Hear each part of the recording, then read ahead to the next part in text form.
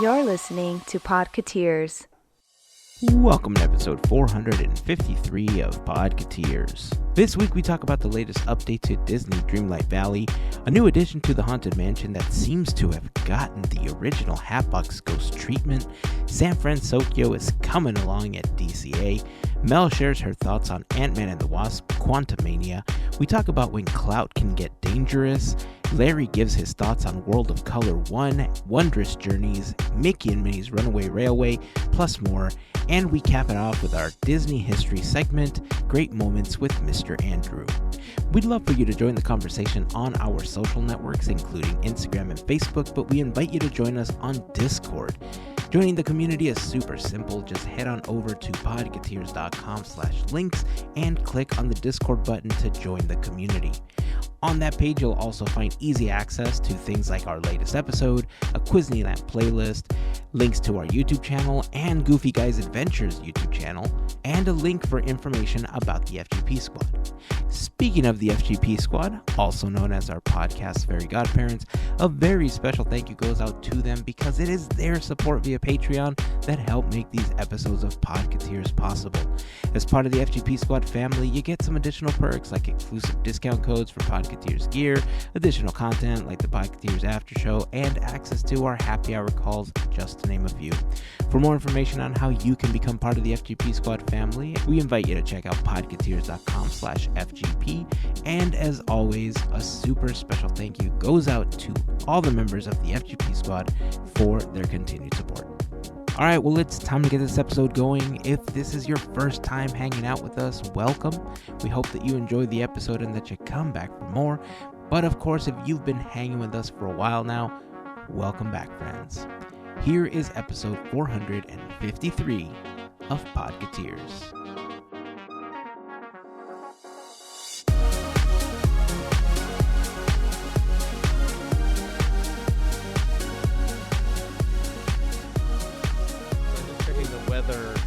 I got like a weather notification, and it's supposed to like snow near me, which is not usual.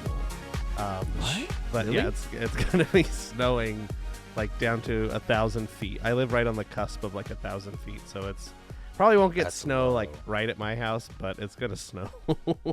It's Have gonna you get ever cold. seen that happen? Oh yeah, it snowed at our house before. Yeah, it's Does it look more like hail or like snow? no, it like floats down and it's snow. It's snow and Really? yeah, I live. Are we talking Aw. a slush dog snow, or are we talking like snow in the Himalayas snow? yeah, it's a slush puppy exactly. It's, There you go. Nice. Slush I just like I puppy. dumped a bunch of what do you call it, like no flavored Slurpees all over the floor. Yes, there you go. Oh. Good I visual. would not eat those Slurpees. No, it'll Especially the yellow ones, no. most of the Yeah, time if it yeah, snows stay away from it those. doesn't stick. It every once in a while it'll stick, but it's like a millimeter. It's one layer and then it'll heat up and it's gone within like an hour. But I've lived in Ah. places where it's snowed before. But yeah, you need like just like a nice cold, like warm beverage. It's to be good to be like bring the hot chocolate back out because I kind of like put all that Dude. stuff away.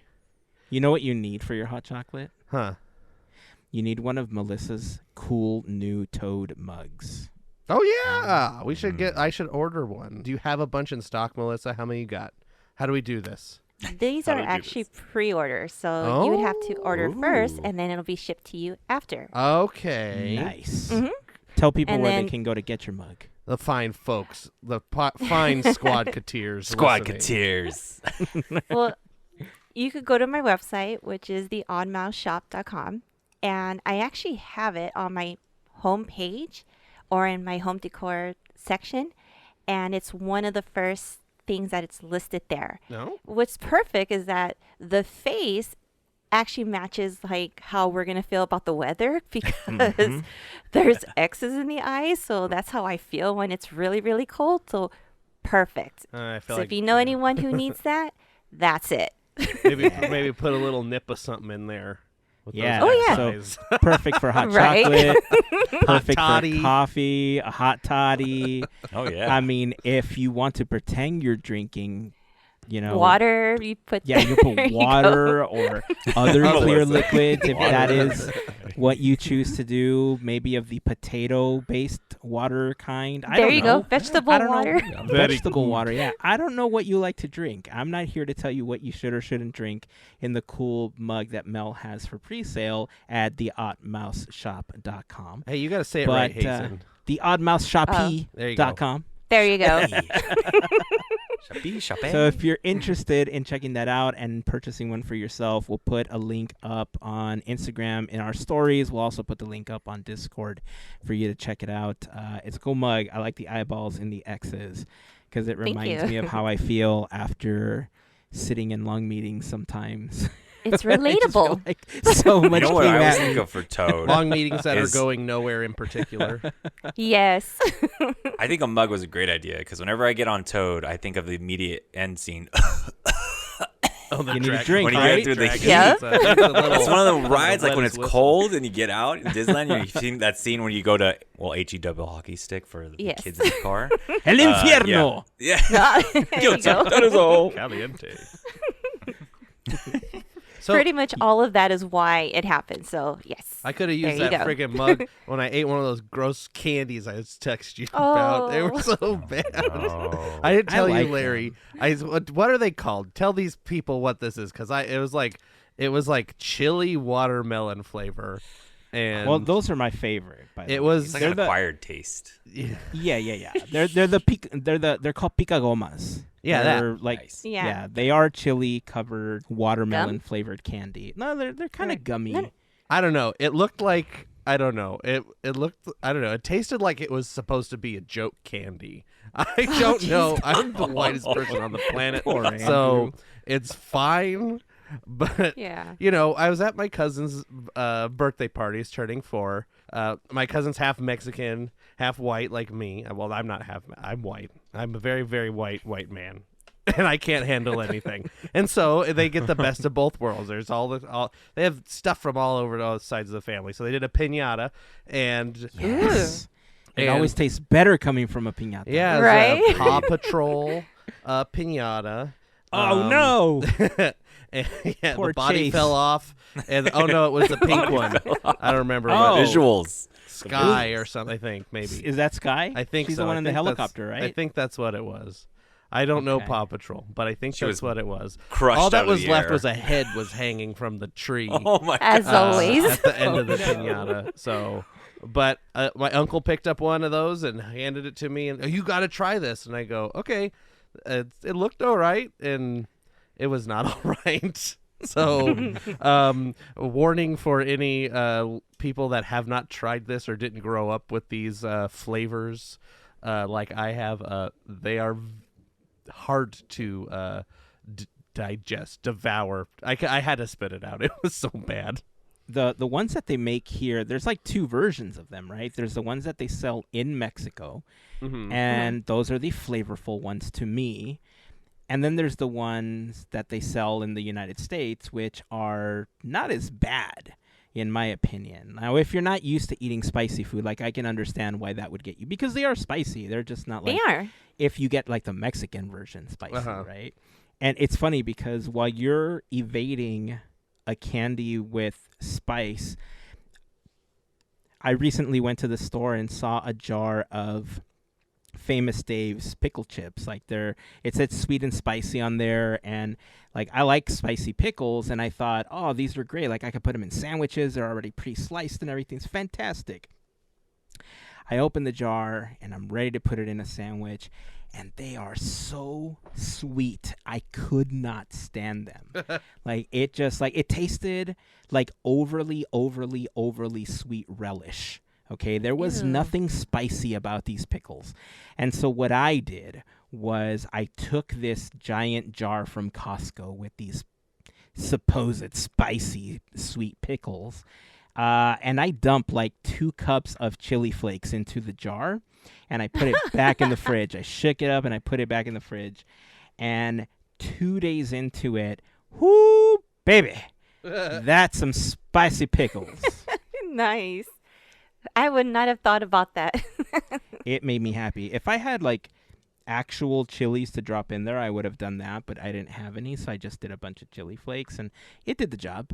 I mean, it did what it was supposed to. But I'm just picturing you like opening up the chili flake packets from like pizza and like dumping them in there. I know that's not what you were doing, but that's what I'm picturing. As it's funnier. I mean, I've done it before, man. I've done it before on other stuff. You got to have them in the reserve, right? There's always those emergencies. You got to keep them in the glove compartment. They're still good. Nah, man. Yeah, you keep them in the glove compartment with a bottle of Cholula or Valentina, and that way when you go out to the Denny's or something, you know how to put the good hot sauce, because all they have is Tabasco there. So you got to carry that. What did I see on TikTok the other day? I saw somebody that carried their own tortillas into a Denny's, and they were eating like their breakfast with it. I was like, okay. That's Haven't gone that far yet, but no, so sorry. It's definitely a sad Wow. imitation of a tortilla at Denny's, so I agree Do with they? that decision. I've Never had them? Oh, Uh-uh. no bueno, no me gusta. Oh man. Well, I guess they knew what they were doing then. They are seasoned pros That in is the right. tortilla game for Denny's breakfast. It's funny. Well, it's been a crazy week because, Dreamlight Valley came out with an update last week, and I thought, yeah, this is the update. We're ready to go. I'm ready to play. And I just haven't played at all. Surprise, surprise. If you've been listening for a while, you know that I've been recording my Dreamlight Valley gameplay because I've been trying to just have it so I could put on YouTube and just have a whole playthrough, at some point. Now, the bad thing is I also haven't had time to edit those videos and put them on YouTube, so they're all sitting on an external hard drive right now. But I have this like weird guilt that happens whenever something new comes out in the game because I don't want to play and advance in the game because I feel like I'm obligated now to record my gameplay because I already started it. I feel like now I have to see it through. And so I don't really play unless I'm recording. And this week I finally decided I'm starting a second game. It seems like overkill, but y'all don't understand. I want to be able to play all this stuff without the guilt of having to record it. Now, I know what you're thinking. Some of you might be thinking, well, then don't record it, right? Don't record it, enjoy your game, and just move forward like a normal person, you freak. But I kind of feel like I want the content for the YouTube channel. So problem solved. I started a second game. The problem is that I don't have pumpkins. I don't have anything. I'm literally starting from scratch here. Mm-hmm. So it's funny because now I kind of know the ins and outs of the game, and so I'm taking a different route. Like I didn't open up the beach immediately. I didn't open some of the stuff that took less Dreamlight.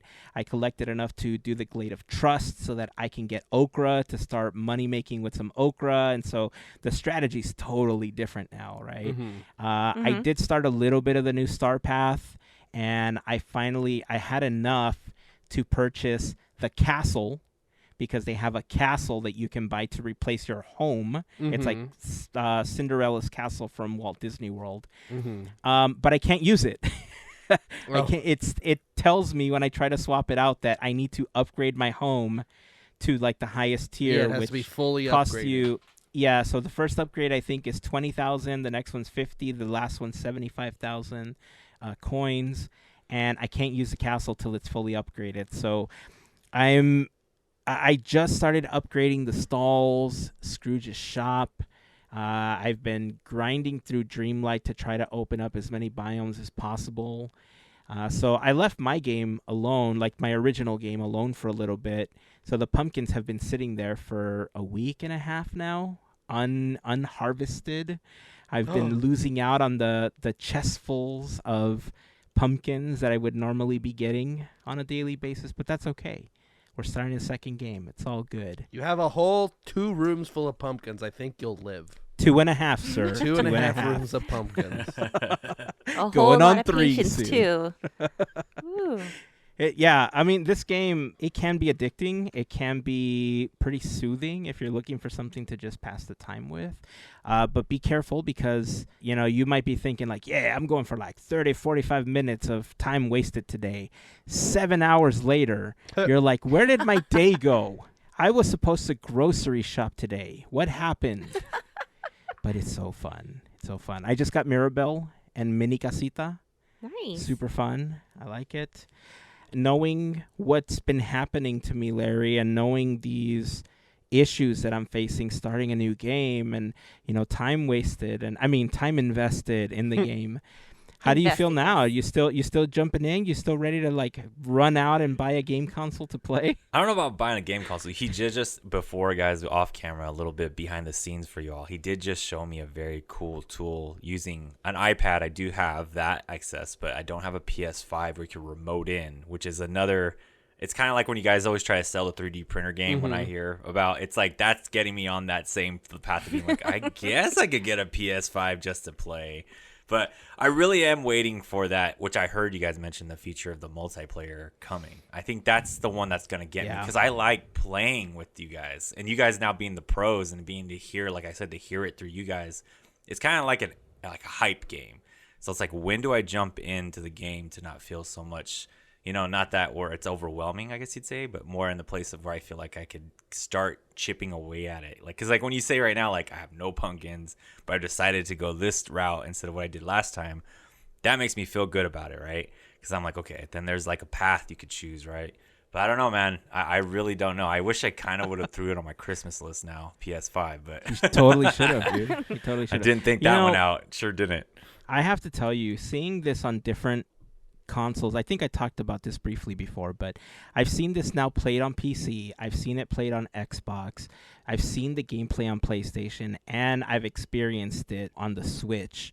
It is night and day how this game is designed for consoles that can totally handle the gameplay. Like, it plays at a reduced frame rate, and I think that's like trying to get the game to keep up or bring down how it plays on the Switch.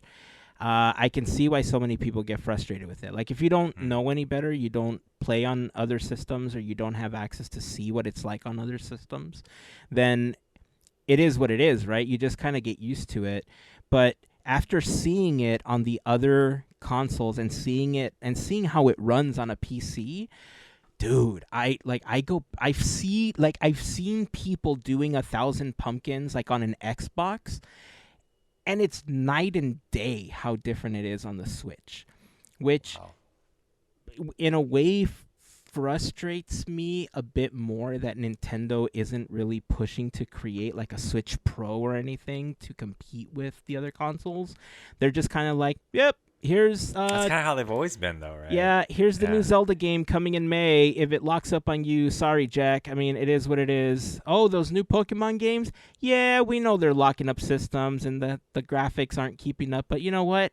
You love it anyway. Keep playing. It's like, you're not Disney, Nintendo. Stop trying to Disney us on this one. Just give us a Switch Pro, okay? We need some stop. Like the Game Boys and stuff, they'd have like all those add-ons. We just need like a RAM add-on so we can like plug it in the bottom. Mad Cats or whatever somebody make. Right. That'd be great. That'd be 16 gigs, click it in the bottom there. Well, people love customizing their computers these days. I can't imagine if you made it like real cool and it lit up or something, like having like one of those custom pieces that adds on. I'm just saying. You know what? Nintendo, here's a freebie for you. You don't, and I'm sorry for all you Switch Lite users, but this, for at least the dockable Switch, here's what I think. You can dock it with USB-C, right? That's how you get the HDMI and everything out onto the TV. What if the dock itself had like a Radeon blah blah ATX 8,000 million kajillion video card? I'm not keeping up with video cards, so I don't know what the latest one is. But let's say the dock had like a really awesome video card integrated into it, so that when you seeded the original Switch into the new dock, you could play as if you were playing on a PlayStation 5 or an Xbox Series X or on a really ramped up PC. Like, it gives it the juice that it needs to let you farm 1,000 pumpkins without it crashing when you're trying to farm and harvest your 1,000 pumpkins. Do you need 1,000 pumpkins? Yes. Okay. Just give me this add-on that we're talking about. You're welcome, Nintendo. We are for hire. Send us all Switches. Yeah, we're with just the new add-on. we're the idea people. I don't think we're gonna We be are. That's right. coming up with the schematics The actual- for the yeah. said doc, but we got the idea. You're welcome. And the marketing pitch. Yeah, I can we'll only get it. imagine that. You want 10,000 pumpkins, you need this in your life. Right. That's bam. There you Right? go. Done. Sold. Yeah. Do you want to be the Pumpkin King? Boom. Get this add-on. Switch doc That's it. thing. Bum, bum, bum, bum, bum. Perfect. Release it right Use the around music. Halloween. It gives you Yep. time to develop it and design it and beta test it. We're here to help you beta test Oh it. my Release gosh, it around it can look Halloween. like a pumpkin. Right? Pair it up with a Nightmare Before Christmas character run, like a new biome or a new door in the castle. Look, I'm telling you, Nintendo, you're welcome. We just made you millions. Okay, send us free Switches with the new add-on base. You're Looking welcome. for the shipping right That's here. right. I'll pay the $20 shipping if I have to. I'm fine with it. Yeah. I guess. Why not? I don't know. I think that'll break the bank. Maybe. So tons of updates. I'm hoping to do at least a couple of videos because we finally have an answer to the potato mystery. So I'm going to make a quick video on what you can do about your I don't golden know potato. about this. I won't tell I you don't now. either. I'm going to see if I can put the video together and put it up on the YouTube channel before the end of the week. And there's a new red potato that looks like it's been doused in hot Cheeto dust. There's I'm going to try to make a video for that Telling as me well. there's a golden hot Cheeto out there? There's a golden hot Cheeto chip thing potato. Run quick, but yeah. Doritos run quick, Locos Mickey. potato. So yeah, hopefully those videos will be up before the end of the week, probably after this episode releases, just to give me a little bit of time to record them. They're going to be pretty short. It's going to be just kind of walking you through the basics like we did with getting the golden potato. But at least you'll have some closure about what it's about and what it's for. So pretty excited because like everything we've talked about, where we want the story to go and how we've connected it to like Atlantis and stuff, I feel we're seeing more of that in the game now. And like the Dreamlight Valley account posted this like demon squirrel coming out of a portal like earlier this week. So I thought, yep, this is happening. Yep, demon squirrels, Atlantis is coming. Totally connected. Definitely. Hey, speaking of spooky things, let's jump into the parks because there's some changes that I thought were pretty interesting. The Haunted Mansion got an update this week where they set up a gag that Mark Davis had originally drawn out for the Haunted Mansion. It was a bat in a bird cage next to the big chair where the infinite hallway is, just kind of like right as you're rounding the corner into the mansion.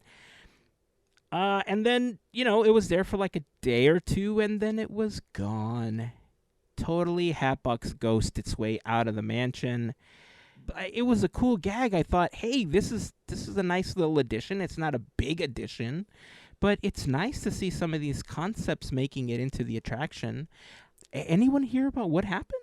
I've not seen like any news on why it's gone other than it has been removed. There's only and not a lot of people are reporting on this anyway. So it's very interesting to see what is happening here. It's like it was there for 2 or 3 days. It was not very long, and then it was gone.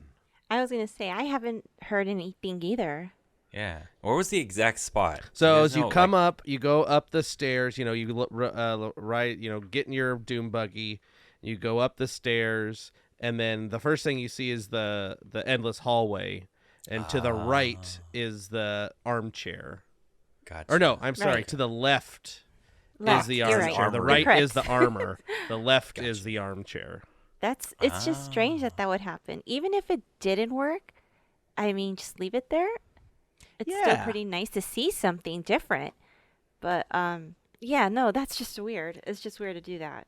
Here's what's going to happen. Let me predict this, okay? So this bat is in the bird cage. It's there for 2 days, and then all of a sudden it disappears. 50 years from now, they're going to ask somebody that was at Imagineering, I don't know, Tony Baxter won't know about this, but maybe Daniel will, right? And so Daniel will be like, oh, well, it was in the logs. I mean, we saw it in the logs, and after that it just kind of disappeared. Nobody knew where it was. And then there's going to be another up and coming Imagineer that's going to be like, yes, we perfected it, and boom, it's going to be back in the mansion on the anniversary of the 100th year of the Haunted Mansion. I don't know, pick a year, but in some future anniversary. I mean, which ironically wasn't the Hatbox Ghost anniversary, but it was Disneyland's anniversary. So, it works either way. But years from now, we're going to see that gag back in there. And they're going to be like, we didn't have the technology at the time to make this work, but now we do. Ha, ha, ha. These red blinking eyes. That's hard. That's red blinking eyes. We've not done it in 1,000 attractions before. We've never used red LEDs. Yes. There's been a lot more weirder things that have gone on shortage for random attractions. Don't curse the red blinking eyes. Supply chain issues. Something. Right? 50 years of supply chain issues for red eyes. Oh, man. Well, I hope it makes its way back into the mansion. Like I said, it's not a huge addition, but like you said, Mel, it's nice to see like new little additions now and then, right? And when you have an opportunity to pay homage to some of the original designers of the attraction, it's always fun, and it's always nice to see their ideas come to life in a way that you never thought would, right? So here's to hoping that it comes back. Let's see. Over at California Adventure, we got some big changes happening in Pacific Wharf. Andrew, tell us what's happening. Well, it's here, folks. Everybody's been clamoring. They've been waiting with bated breath. Who Disney 100, Mickey and Minnie Runaway Railway, old news. Tron Light Cycle, I don't care about it. San Fransokyo, now that's what I'm talking about. They can't wait to eat the same food with a different sign above the building, and then there's gonna be Baymax there. So buckle your seatbelts, folks. This is gonna be one thing to see. I don't know. They're putting so much enthusiasm. They're putting some signs on the building, and they're putting some bridge stuff on a bridge, and Baymax is gonna be there. So I don't know. It's like it's nice that stuff, getting a little refresh. I hope the Ghirardelli stays. That's all I really care about in that area. I don't know if Boudin Bakery Tour is long for this world. So we might not get to see Colin Mockery and Rosie O'Donnell anymore. In their video about sourdough bread and the mother dough. I don't know. There's nobody's saying what's coming, what's going. It looks like the Baymax meet and greet is going to be kind of over there near the entrance to Cars Land, the one with the arch near the bathrooms. It looks like that's where the Baymax, kind of near where the beer truck is now, I think. That's where the Baymax meet and greet will be. Other than that, it just looks like a bunch of signs. I mean, they look nice. They're drawings of signs anyway. So we'll see. I don't know. Be excited. We're excited. There's signs. Baymax is coming. Even though I met Baymax in 2014? I don't know. When did a Big Hero 6 come out? I met Baymax in Tomorrowland then. About that time. Yeah. I met Hiro Hamada and Baymax, and he said blah, blah, blah, blah, and all that kind of stuff. That was almost 10 years ago, man. That was like 2014. All right. I'm a grandpa. That's a decade of Baymax at this point. Yeah. You know what? I guess it's a animated classic now. Big Hero 6. Yeah. Yeah. Is that how long is it until something becomes it's like or vintage? I think it's like 20 years. 25? Is it 25 years? 25, 30. 25, yeah. All right, so 25. just think about this. Let's see. What is that? Like in 2 years, Lilo and Stitch will be vintage. Yep. Yeah. Yep. Yep. It's coming. Crazy. I mean, I like the fact that they're redoing this, right? I mean, that area of California Adventure, it suited the original idea of the park. Like, I get it. Like, they were trying to represent the San Francisco area, but there was nothing to it. And if you're really trying to create an area, you have to keep up with what the other parks are doing, right? Like, Universal just opened up Super Nintendo World, and while it may not seem like a super immersive area like Cars Land is, it does put you into the Big Hero 6 film, or at least that's what we're hoping from the concept art, right? We've seen concept art look super amazing and then look not like the concept art. Like a patch of grass released. with some light posts in it. Yeah. Sometimes So it becomes that. So it's going to be not interesting. Yeah. No, I know. Yeah. it'll Roger be Rabbit. It's interesting. the Roger Rabbit effect. I know. Oh, no. Andrew. My poor fountain. Larry, how bad is the construction right now in California Adventure for San Fransokyo? I haven't seen it affected that bad yet. I've seen the walls going up, when they start building out, when they do like those large scaffolding, right? I wouldn't say it's affecting traffic in that area, and I think that's the whole plan, like you're mentioning, Hazen, is trying to create an upgrade in an area where they could do it by section, and it doesn't really have to be this major overhaul refurbishment of shutting down that whole place. Because like I know, even though I know we're talking about the foods may stay the same, that whole food court area, if you're thinking about just logistics going to the park, it gets used a lot. And everyone talks about the beauty of tacos. Everyone talks about the beer garden there and the bread bowls. That all comes out, the bread, the Mickey head bread, that all comes out of that area. And I think they were like, how do we theme this? Because it needs to be themed. And that's where I'm at. Like, it's anything. I'll always remember California Adventure for what it was, right? But it didn't have a true heart to Disney through the whole time it's been there, right? So anytime I see something like this, where they're bringing something that has, an IP to it, or has some kind of relating to Disney movies, I'm down. I'm like, let's at least try it, because even if it doesn't execute to the way that we envision it in the concept art, it's better than what it is right now. When I look at it every time, I'm all like, it's a fisherman's wharf in the middle by Pixar Pier, like it's right. It just looks like, and it doesn't feed over. Even if you look across from it, it's the wine treaty. I don't ever say that word. It's the wine country. Trattoria. I don't know. I'm not Italian. So they upgraded that area. How about that? It's that. Yeah, and I'm cool with it. I don't see a lot of that's what I'm thinking. The interruption may be kind of weird for guests that don't come all the time, but for the Magic Key holders, annual pass holders, we still call here. I don't really think they're gonna see a difference in regards to just be like, oh, that's different. That's really cool. I'm seeing this come together, and I think that's one of the cooler things. Unlike what I'm gonna go with Andrew here. When I did go into Toontown the first time when they got Mickey and Minnie's Runaway Railway open, it does feel like I was still, until you go, don't knock it, because I was happy as a child being an adult now seeing Toontown and get a refresh. But I'm definitely agreeing with Andrew to see the fountain gone and seeing pieces of Roger Rabbit disappearing and it's just grass right now. You're kind of like, oh, okay, interesting. I can see where this is going and I'm excited, but maybe this could have just still been blocked off, and I think I would have been okay with that when it's finally done. Yeah, walls will go up around that grass again and they'll finish it. I would assume. I mean, it might stay. Who knows? If it stays just grass, then we'll have some complaining about. But I don't think it's done. Same thing with San Fransokyo. I think people will complain, like you said, if it doesn't really hit and execute. You guys have talked about it. We've seen plenty of concept art that just doesn't land at the park at the end. But I'm all for the attempt to refresh, especially now seeing hints of like the scaffolding at Toontown of what's going down. I'm like, I'm down. I'm starting to be like, I'm buying in again. You're right, Hazen.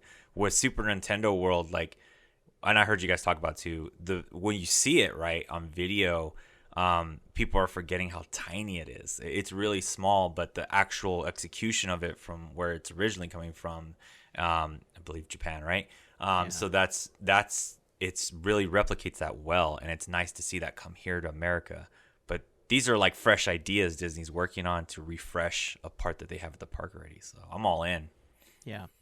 And I think we forget sometimes that when you compare the size of like Super Nintendo World and something like Cars Land, they're not that far apart in size. Right. One is a little bit longer, because it takes you all the way down to Radiator Springs Racers, so they need a little extra like strip. But I would have to see if anybody has the information of like square foot wise, like the comparison to both lands are. Like Super Nintendo World is more going up, right? Because they have the hills and the pipes and all that stuff, Right. and they have the attraction. But I'm almost certain that they're fairly close in size, but the experience is so similar, right? Because you're putting people in this world that they're used to seeing. Like Avengers Campus, it's a bunch of buildings that have a bunch of paintings that make you feel like you're in something Avengers related, right? It's not that much different than going into a downtown Anaheim or whatever and seeing buildings that just have signs and stuff, right? Whereas something like Cars Land is fully customized and immerses you in this world of Radiator Springs. Same as Super Nintendo World. You're in the Mushroom Kingdom as soon as you walk into this land. You know, you walk into Diagon Alley. You know, if you go, to the Wizarding World, like you are there, right? For San Fransokyo, yeah, it's just going to seem like a bunch of buildings and stuff like that, but if the concept art gives us anything to be hopeful for, is that it's going to look like this futuristic, full of lights area with all the neon and stuff that makes it look like you're in that part of San Fransokyo that we saw in the film and that made us excited to see Baymax flying around, the bridge and stuff like that. So I'm excited. I hope that they stay as true to the concept art as they haven't been able to with past projects with this one. Because, I think it has a lot of potential, even if it is just an eating area, like you said, Larry, and if everything stays the same, who cares? If it looks awesome, it's gonna look awesome, right? I love eating in Avengers Campus. I love going to Pim's. I love going to those areas just because it's awesome. And side note, guys, this little Disney hidden fact a cast member gave me. Inside of Pim's kitchen, when you go to each side of the soda, so on one side, if you're looking at straight towards the kitchen, on the left side is they call the beehive because there's like a little, maybe you guys knew this, but there's like a little bread clip thing that you put on there and it's like full size.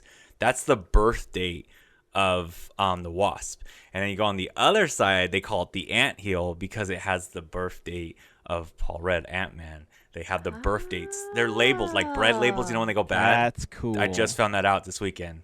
So there you go. Nice. So there's like things like that if you guys check it out, you'll see they're like these little bread, the things you get when you get brand new bread and it tells you the date. They're big size. They're like the little kitchen. tags, the little like square. Exactly. thing. Yeah. So I That's just found that cool. out by a cast member this week. So that's stuff like that where I love eating there, and I'm like, you hear the Avengers Campus music. I can't, if it nails with Big Hero 6, feeling that vibe of San Fransokyo, it's like I'm in. I just would love to chill there and have a meal or whatever, or have a nice adult beverage and just enjoy it. I'm with you. Yeah. And I know they said they're going to do the Baymax thing, but I feel like they're going to be losing out if they don't bring out the other characters. Yeah, I think so. I think they don't want to say anything quite yet, right? We were talking about Kang the Conqueror just made an appearance, which I missed out on, but they do it in Avengers Campus all the time. I was going to ask you if you got a chance to see Kang, man. They've been so consistent with getting new characters into Avengers Campus that it was funny because I started thinking, like, I wonder how long it's going to take them to announce Kang. And it's almost like Instagram read my mind. Like, I know it's already listening to me, but apparently now it's in my brain because as soon as I thought it, I scrolled like 2 or 3 posts. All of them were ads. And then I saw Kang the Conqueror coming like to California Adventures. So, they didn't waste any time on that. And he looks pretty awesome, too. Like, the costume looks pretty awesome. I've only seen pictures, and I'm scared because I'm like, I've missed out on. I never got to see Wanda. I never got to see her in person, and I've barely got to see Moon Knight as him. You missed out, Andrew. Too late. Sorry, I'm barely trying to got to do see. math on how big Cars Land is versus how big Super Oh my gosh. Nintendo World You're is. trying to figure it out. So Well, there's so much, and see what Hazen's talking about. Just a quick, I don't want to go too far off this, but there's like now seeing a lot more of video online. Not being there yet, but I am planning to go. Just a heads up, guys. To Super Nintendo World very soon. The actual park, there's so much like to get coins, you know how they have at Super Nintendo World to use your band to get coins. I think that creates a little bit more of the congestion in that area, which is what you're talking about. Maybe at Cars Land, if there is a similarity in square footage of usage of how land, they definitely, Disney knows crowd control. You know, that's what we have to think about always when we're here, because there's some days we get increased crowds. Yeah. And Universal, they're just like, we got to figure it out what we have. I think a lot of times, like you said, we use this as two purposes. We use this as a set for movies and shows and commercials, and also as a theme park. You know what I mean? There's two things going on there. Yeah, that is a challenge, because I think Super Nintendo World is on the bottom portion of Universal. Yeah. Like, it, you know, you have to take the big stairs or the big staircase down. All the way down. So Yeah. Here's the answer for you.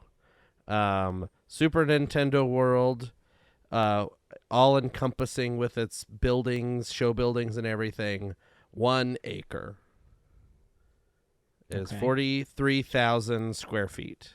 Wow. Cars Land, including all of its show building, 12 acres. Wow. 400, Wow. Yes, over 440,000. It's a lot more acres. space. Wow. It is Just 10 1 to 12 acre? times. Are we talking- 1 acre.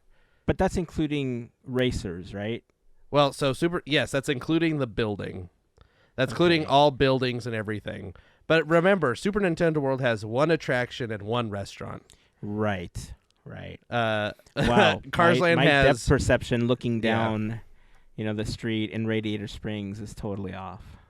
I think the Avengers campus is a good comparison, Hazen. Let's see. I can measure it right now. We're gonna go that way. Well, it's a good You're comparison awesome too, for 'cause doing math, by the way. technically, I mean, we always talk about too. Unfortunately, it was Tower of Terror, but now Mission Breakout for Guardians of the Galaxy. But that is technically a part of Avengers Campus. Right. I'm gonna So it's include like- it in the measurement. It's a tight. Should we it's a tight preemptively comparison. include the Hyperion where Rogers the Musical is coming to? The Not Hercules yet. thing, Should we guys? I don't know. preemptively do I it? heard your conversation. It's not Hercules. I'm not willing to give up on it. I know, Andrew, you broke it down really well as a theater special questionnaire, knowing in your Especialista. field of work, especialista. But I'm not going to give up on it. I want Rogers. Trust me. I'm just telling myself to not be heartbroken when I walk by there, because every time everyone's gonna be like, Hercules is amazing, and I'm gonna be like, well, I lost Aladdin and I never got Rogers, so I don't like it. Avengers Campus. Don't get me started on Frozen. Avengers Campus is about 4 to 5 acres. So it's about 4 to so 5 it's times the comparison. size of Dang it. Super Yeah, just Nintendo a lot World. It is closer, A lot though. less You're space. right. Yeah. It is, Yeah. Yeah. Well, there you go. Either way, you're still trying to create an immersive experience, right? And it's so crazy. Like I know the size, but you see those videos online of Super Nintendo World, and it just looks so much larger than what It's it the is. perspective. Right? They're It doing is a the good job perspective, yeah. putting that. Yeah, they hype on definitely it. did. All right. Well, I want to talk about some of the park stuff in a moment. I want to hear all the cool experiences that Larry's been having and been streaming about and stuff. But I do want to comment on something that I saw online recently, because honestly, it gives streamers and content creators like a bad name. And two, I hate to say it like this, but how dare you? So here's what's happening. So I saw a video recently on TikTok about this family that was showing off a Disney hack, right? And there's tons of those videos. You know, there's a lot of like, oh, well, if you buy this popcorn bucket for $1, you can get a refill type hack, and like those are If great, you mobile right? order, Those are- you get something. And Exactly. Best Like, places to those poop hacks- at Disneyland. Those are the worst because they give the best places out. But exactly, right? Like it's a way to enrich your life. It's to make your Disney experience better. Like we've talked about things, you know, the times that you've gone, Larry, and you come up with tips in the park. Like those are like good, innocent hacks, right? They're a good way to enhance your experience. But in the words of Peter Griffin, you know what really grinds my gears? I love it. This family posted this video on TikTok where they talk about their son, who's apparently a thrill seeker, but he's not tall enough to ride on some attractions. And so what did they do? They waited like everyone else for him to grow, right? No. They talked about how they went over to some retail store, a Walmart, a Target, whatever it was, and how they cut up shoes and sandals and used Gorilla Glue to create lifts for this child's shoes so that they were tall enough to ride on an attraction. So back to the how dare you part of the conversation. Look, this is the part of the Disney community that I think bothers me personally, right? Like we talked about the person with the firework in front of Sleeping Beauty Castle not too long ago, and how they were endangering themselves, other people, and children that were coming around them. And this, these people put out an apology video, and they were like, nah, you guys don't know, like, he's okay, and it was a fake video. And look, if it was a fake video, then take it down. Right? Don't leave it up. Stop trying to get famous off of putting your children in danger. And whether you did it or not, and if you just say, we just made the video, but he wasn't in any danger, he didn't even get on the ride, guess what? Other people that saw that video are going to see it and think it's okay to do it. Other kids are going to have that same idea. And this is bad, because the same type of people that put this type of video up are the first ones to try to sue the Disney company when something goes drastically wrong. And if you're really putting your child in danger, shame on you. That's the best way and the most polite way I can say this. I am not on board with this video. I think this is why we can't have nice things, right? Like, this is the type of video that ruins things at Disney.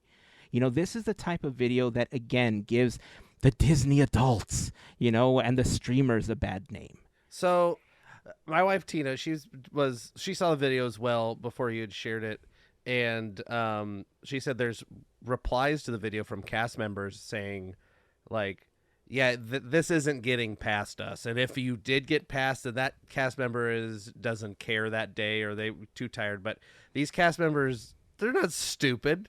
I mean, I'm sure they're trained to be like, hey, look at the shoes, see, okay, you can't just spike the hair up to make it go to the bar for 40 inches. Like, cast members aren't stupid. They can see you're wearing your Frankenstein boots and your kid is only, 35 inches when they need to be 40. So just don't make people's jobs harder. Like, if you're going to try and do this, they're going to find out, and then you're going to complain, and then you're going to get thrown out of the park or something. Like, stuff will happen. You're in the wrong. So just don't make cast members' job harder. Wait a year and come back, and he can ride Space Mountain then, or whatever, the Incredicoaster, because those heights are there for your protection and your children's protection.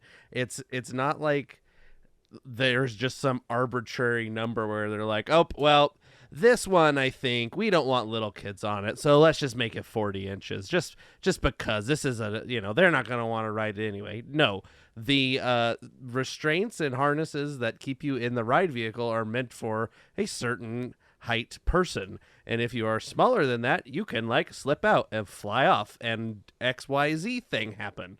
So that's why these are there.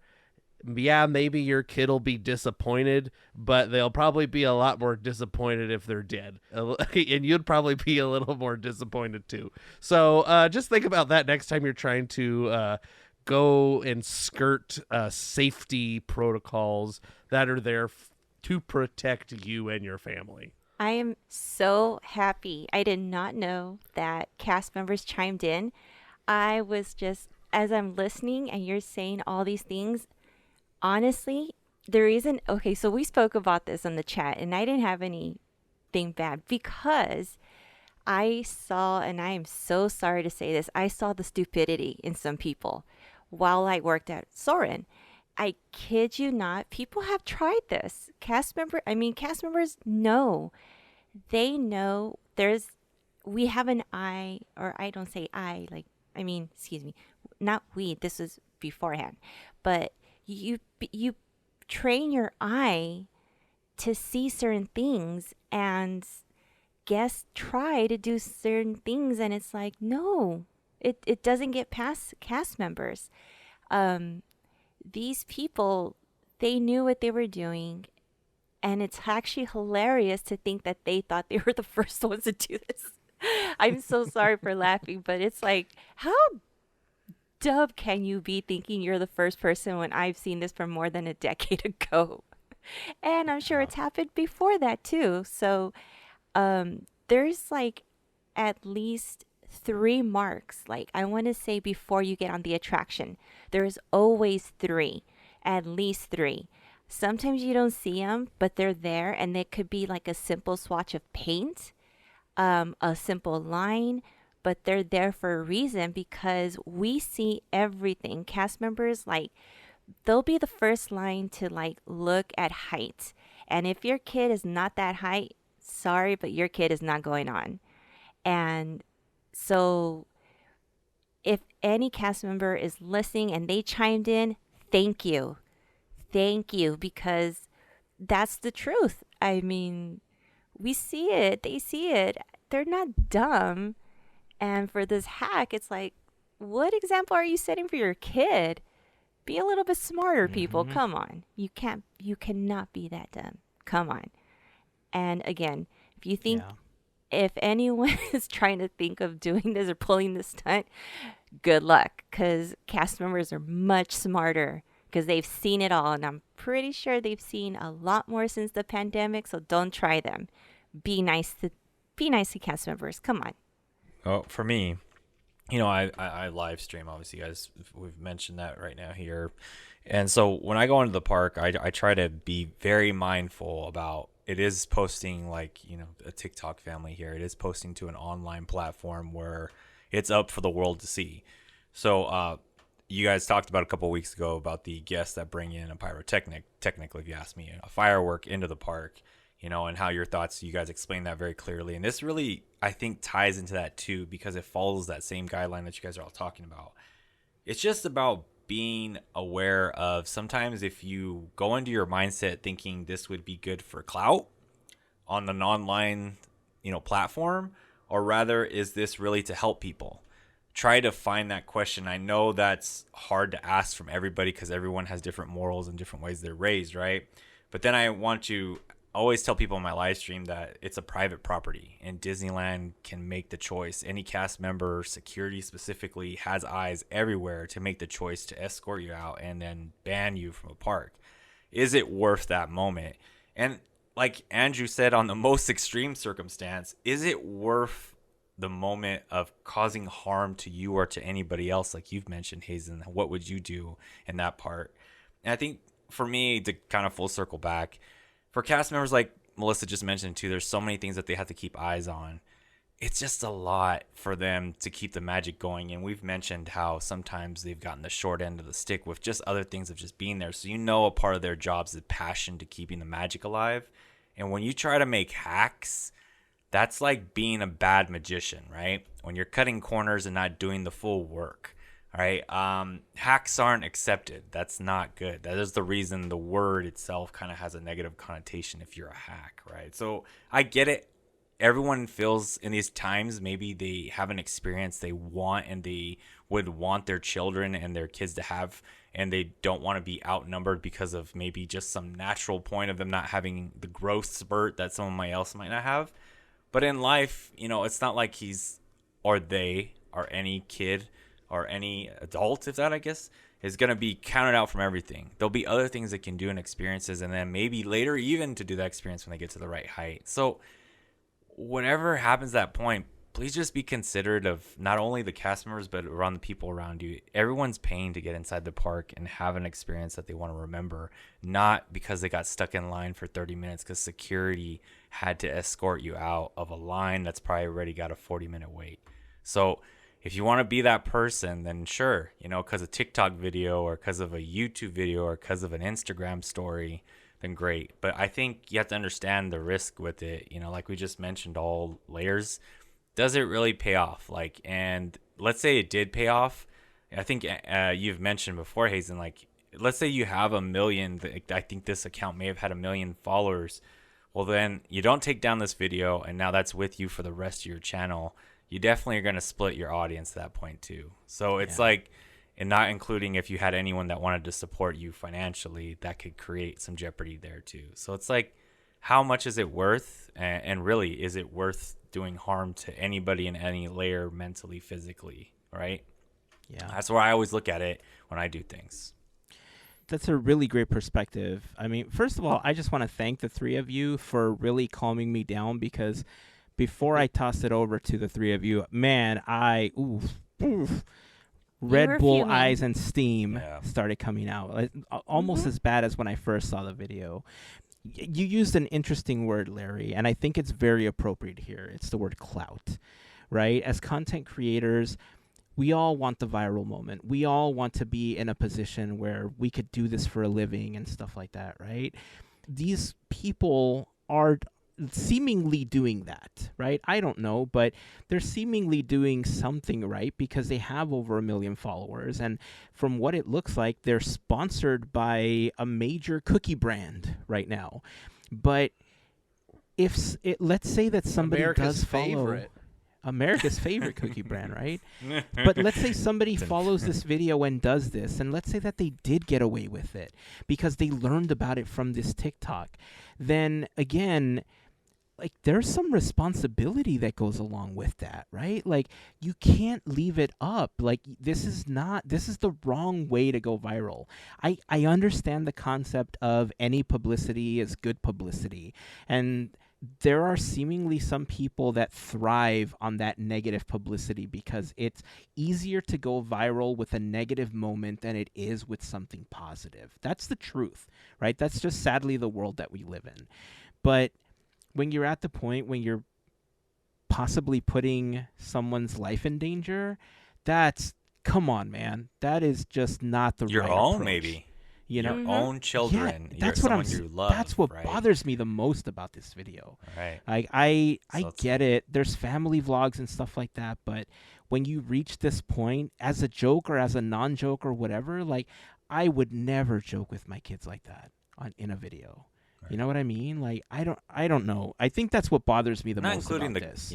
the cast members too, like we're talking about, they're involved. Let's say something traumatic does happen and that they have to go through that experience with everyone there at the park. We're not there to bring that kind of harm to anybody, right? Yes. So I think look at the bigger perspective, like the clout. Like I'm glad you bring that up, Hazen. Is it really going to pay off in the end? Like, that you'll be remembered? Do you want to, like, I'm gonna go grim as Andrew. Do you want to go to your grave of people remembering you went viral for this moment? Yeah. That's what it is. Is that what you want your legacy to be? Yeah. Again, I think it's the kids for me that really put it over the edge. And what's worse is that, one, I'm glad that cast members spoke up. I'm glad that cast members said, "Look, you're not getting away with this." Absolutely. So I Thanks didn't for know sharing that that, part Andrew. of the I didn't know that part of the story. So I'm glad that Tina. Thanks Tina for vetting that out. Yes. But really, the thing about I haven't gone back to the video to read the comments or anything because I was just not happy with the video, right? But I've seen other creators that are in similar situations where they just fight back and they try to justify that what they did was okay. And I think that's what's worse. Yeah. Again, I don't know if they did this. That is worse. I know there was a follow-up video where they tried to say, like, we didn't really do it. It was just a video, which in some cases I think is even worse than putting up the original video to try to justify it. But I don't know. I think what bothers me the most is just the parent aspect of the whole situation and how they use their child in this way to get that clout, right? So I don't know. I don't want to talk about it anymore because it's just going to make me more sad and more angry at times. So I want to talk about happy stuff. I want to hear about park stuff. I want to hear about, Mel, you went to go see Quantumania, didn't you? I did. Can we take a detour and talk about that in a bit? Yeah. All right. Well, before we do, I want to remind you that this episode of Podketeers is brought to you by a fantastic group of listeners known as the FGP Squad, our podcast Fairy Godparents, because it's their support via Patreon that help make these episodes of Podketeers possible. If you want more info on how you can become part of the FGP Squad family, you can head over to podketeers.com/links. There you will find a link to our Patreon, a list of some of our top contributors, and a little information about what the FGP Squad is all about. But being a part of the FGP Squad family gets you some additional perks, like additional content over on Patreon, access to our happy hour calls, random giveaways, a special section of our Discord, and more. So if you have any questions, please feel free to reach out. We'll be happy to help you out with any questions that you might have. And, of course, to all of the members of the FGP Squad, we just want to send a huge thank you for your continued support. I'd like to make a correction really quick. I did not measure the show building, so I want to be fair. The show building for the Mario Kart ride is about... it's a big. It's like the same size as the entire land. So with the show building, it is closer to 3 acres. Oh, 4 acres. So you're right, it's Larry. about It's closer to Avengers Avengers Campus, but half of it is a show building. Well, yeah, Right if you on. see the ride from Mario Kart, the queue itself, if you guys, oh my god. The queue looks amazing. If what this thing is the show building, then yes. So, correct. Are you just like but on still. Google Maps trying to measure? I'm just on Google Maps. That's insane. That's awesome. Thanks Good for the job. math.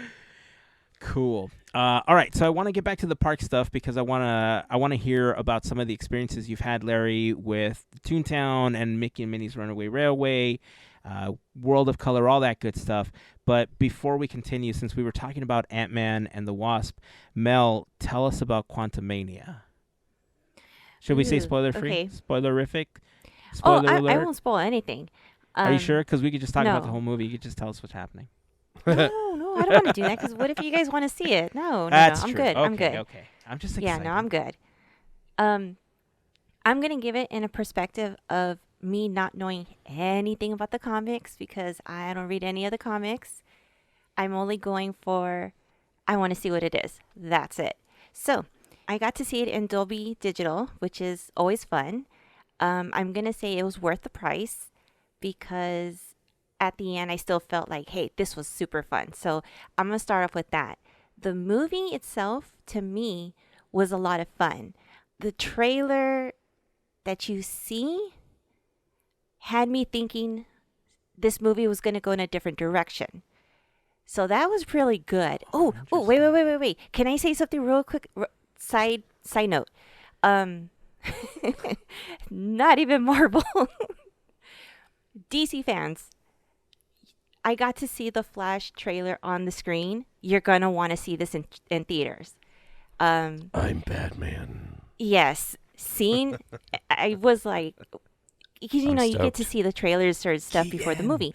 So what I had seen was actually different than what was shown at the Super Bowl. And which is cool. So, you know what? Kudos to DC. Good job. Good job on that. And then just seeing Batman on the screen again was like pretty awesome. So yes, go see it there. Okay, back to Ant-Man. I just had to get it out there. So yeah, that was for everybody else who was excited when we first talked about it. Was it last episode? Last week. I guess so. It was last Yeah, week. last week. Yeah. So that was for you guys. So Quantumania is fun. It's hilarious. Yes, it is PG-13. However, I'm going to stress this out. However, there are scenes where I don't know if 13-year-olds would have seen it because there's some words that come out and it's like, Oh, I thought we were going to like see Paul Rudd's butt or something. I don't know where we're going with no. this. Would I have said that? No, I would have said adults. You guys would have loved it. Okay. So, no, but I was like, whoa, they let this word happen so many times, like maybe 5 times. So I'm like, I don't know. It's up to you guys, up to you parents, guardians, aunts, uncles, if you guys want to take, niece, nephew, whoever, just heads up. Just, it's very short, but I'm just letting you know. The galaxy looks really pretty. What they create, didn't mean to hit my mic. I'm all excited. What they bring in the quantum realm is beautiful. Like, it's colorful, and I don't remember if I said that already, but it is. It's very rich in color. Your eyes are all over because there's just so much. You meet characters, which are pretty cool. So I'll say that. I'm not going to say anything else. Just think of the fun. It has more of a sci-fi look to it, and I think that's what caught my attention a lot more. I've been just watching a lot of sci-fi movies and shows, so it was different. So if you're not really used to that, it may throw you off as a Marvel fan, because we've been seeing a lot of I guess modern time superhero kind of things. And yes, we see different worlds, but this was more of a sci-fi kind of thing per se. How would you compare it to Multiverse of Madness on that scale? That's a good question. This one has more, I would say, more world-like kind of sci-fi-ish. Oh, okay. Multiverse of Madness was more like you got to see all these tricks, all these things, all this trippy stuff and notes and whatnot. You didn't get to see more of what you see for Quantumania. But that's a good question. I didn't think of it like that. My only other warning, I would say, for me, the screen became too bright at some times. So I don't know if it was the screen, but, I know a lot of people who deal with migraines or sudden lights that may trigger those. If you're feeling like you've been having those kind of headaches, those kind of migraines, you might want to wait a little bit until you see the movie, or maybe not see it at Dolby, because like I said, there's some points that are just so bright. And like I said, for me, if it's too bright for me, I'm pretty sure someone else who may have those problems, it would be 10 times worse. So other than see it on one of the small screens where it's an old, yeah, where I haven't changed the projector bulb out in a while. It might be less bright. Maybe that was okay, that was something that I had realized. And yeah, they give you they do have a warning of there's flashes and stuff, but I was that's more of totally bright stuff. But other than that, I had found myself at the end of the movie to literally be my feet were on the chair, and I was I don't know, when you get that comfortable and you're just watching it.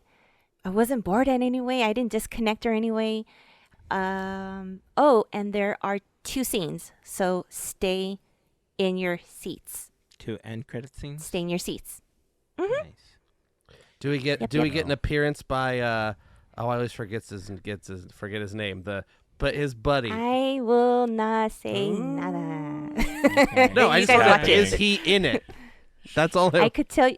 You want me to tell you off the? Is it?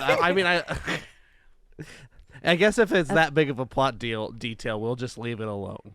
Nah. Okay, so no, he's not. He's Okay. not in it. That's sad face. Was the recast of Cassie a big deal? I know that Catherine Newton was recast as Cassie, and it came as a big surprise that Emma Fuhrman wasn't going to be playing her. Did it take away from the story? Because for some reason, people are making it a huge deal online right now. No, not at all. I thought she did great. So I didn't even know that there was problems that people had problems with her.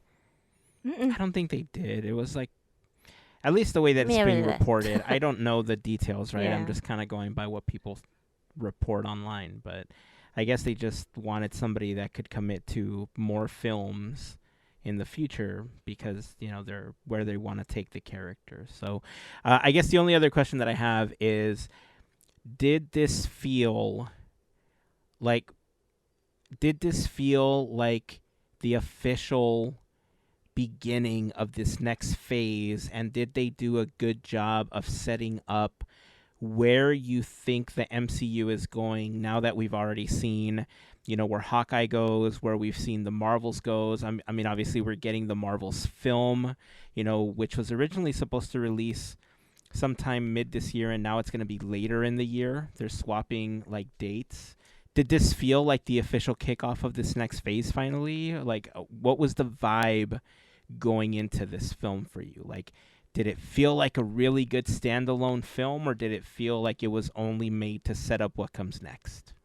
No, it's a good standalone film, and it does give you that build of, okay, this is gonna happen. Like you're like watching everything. You're watching this person just climb, and then you find out, oh, okay, and then it keeps going, and so yeah, it does set up for the next phase. You do have some questions.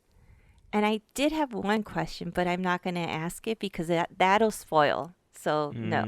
I will wait until everybody watches it. And I'm going to, write it down so I don't forget. But you do see, like, when we met Thanos, I didn't know about him. But when you met him, you know how you're like, oh, this guy's bad. Like you're barely seeing this little bit of him, and he's just bad news. That's what you're getting. You get those kind of vibes. Yeah. But does it say Ant-Man will return? I think that gives away some of the story. I cannot say, or I cannot All these confirm or questions I deny. think that are just like easy questions. Does it say Doctor Strange will return in the Ant-Man movie? Can you answer that for me, Melissa? It actually says Oh, Thor he's will return.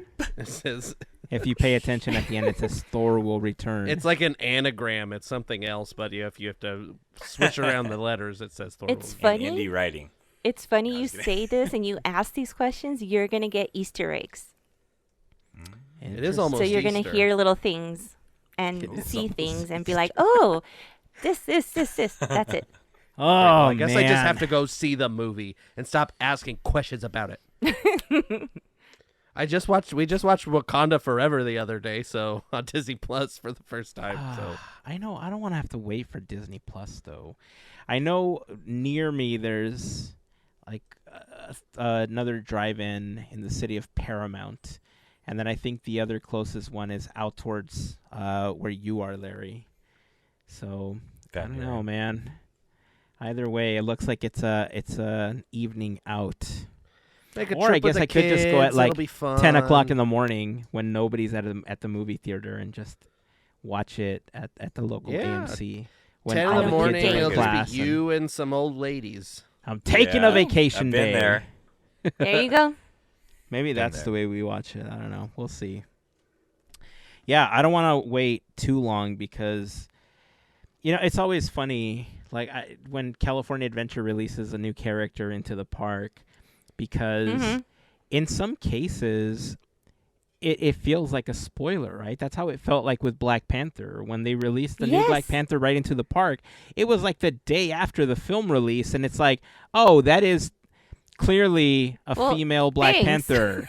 So we kind of knew Yeah. it was happening already, but you piece things together, and then you see people posting online live, and you hear the voice of the character as they're introducing the new Black Panther with the Dora Milaje. It's like, oh, yeah, that's clearly that character that we thought it was going to be. So that's the one downside. I know Disney wants to be like right on top and create these experiences, but don't spoil your own films, man. Just have some restraint.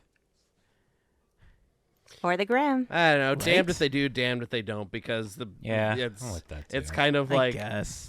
if we didn't do it, then I mean, there's this. They're doing the same thing with Loki. Like Loki episode drop, there it is. They're at the thing. Yeah. It's also Yeah. like Yeah. then if they didn't, then they'd be criticized for not not changing things up and da da da da da. So I get both sides of it. So I don't know. It's damned if they do, damned if they don't. Very true. Very true. Well, thanks, Mel. I'm You're welcome. I'm more excited now. Like I do want to go watch it. I'm gonna have to figure out how to watch this film soon because it was hard enough waiting a couple weeks to go watch Wakanda Forever, and like I feel like I'm running into the same issue now. But still trying to be safe. So it is what it is. Mhm. All right, let's jump back to the parks. I want to talk about your streams, go. Larry. I want to talk about the stuff you've been doing in the parks. I want to hear about Wondrous Journeys and Mickey and Minnie's Runaway Railway. Well, I'll try to be as, I know you guys could go watch videos, including my YouTube channel, Goofy Guys Adventures, if you want to see these things. But I want to give you guys what I've learned on these new 100 Years of Wonder offerings. It's a very consistent theme, and maybe it's just the way Disney does things always, and maybe I'm just recognizing it more going to the park and more with the live stream. But the consistent theme is some of these things all of these things you have to see with your own eyes. I'll just start off. I think the one that's getting the most, I would say, criticism are their nighttime shows. People have seen Mickey and Minnie's Runaway Railway from what they offer at Disney World, and now they're able to see it here at Two Town Disneyland. So I'll save that one for last. But if we're going to start off, I'll do like an honorable mention. Mickey and friends, they have a little cavalcade that they do each day, and goes down from pretty much Small World area down by the castle on Main Street.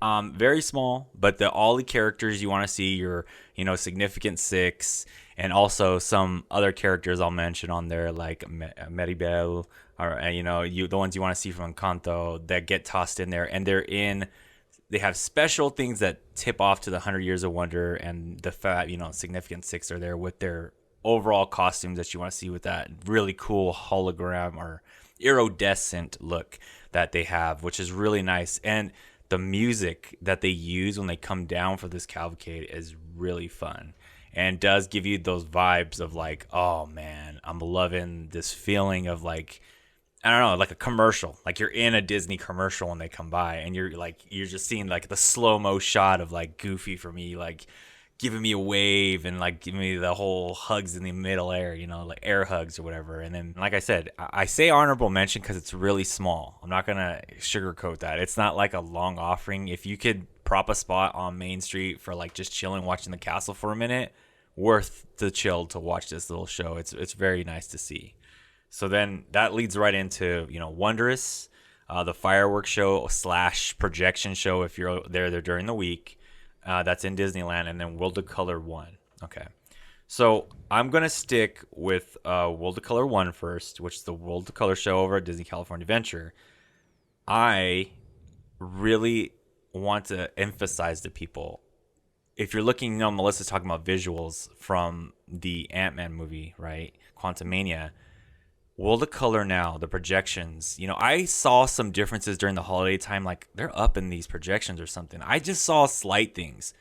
No, the justice is done now to Imagineering. Watching World of Color in person or even on video, I think if you get a good shot from someone's vlog, the projections that they're pulling off on water, it's on water.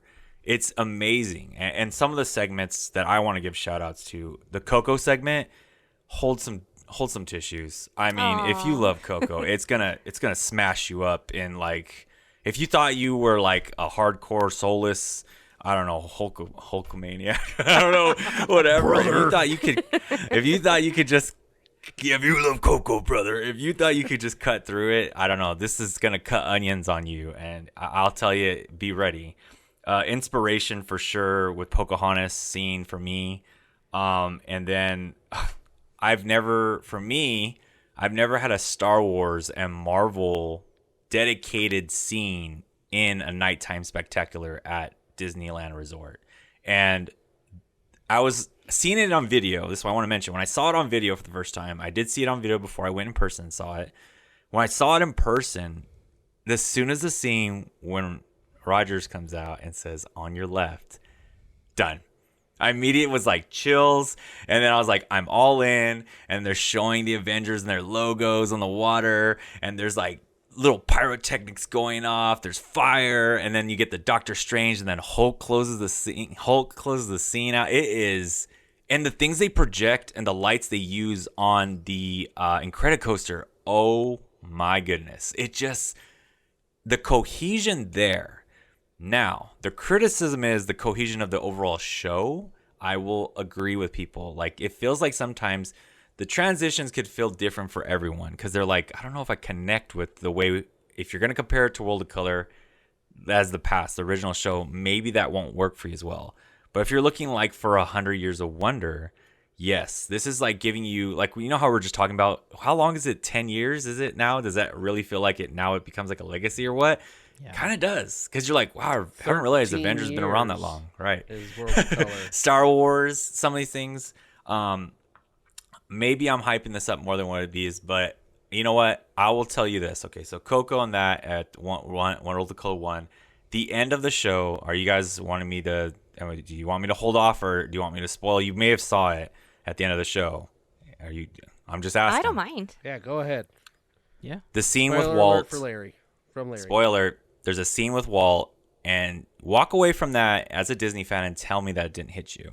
That's what I say. Walk away from that scene, and what it circles in with World of Color, if you think of overall where it starts, I want you as a Disney fan to come to the channel and say, it didn't hit me. And I'll be like, well, I guess I was wrong, and I'm totally willing to accept it. That scene they show, and it's funny because there's like a color outline, but Walt is in black and white, and it's so just tasteful in the way they did it, and it's on water. It's a projection, and you're just like immediate, and it kind of catches you off guard because you think the show's over, but that's not the end. And it's just like a nice cohesion. So I would say World of Color 1 is worth watching a couple of times wherever you can get to.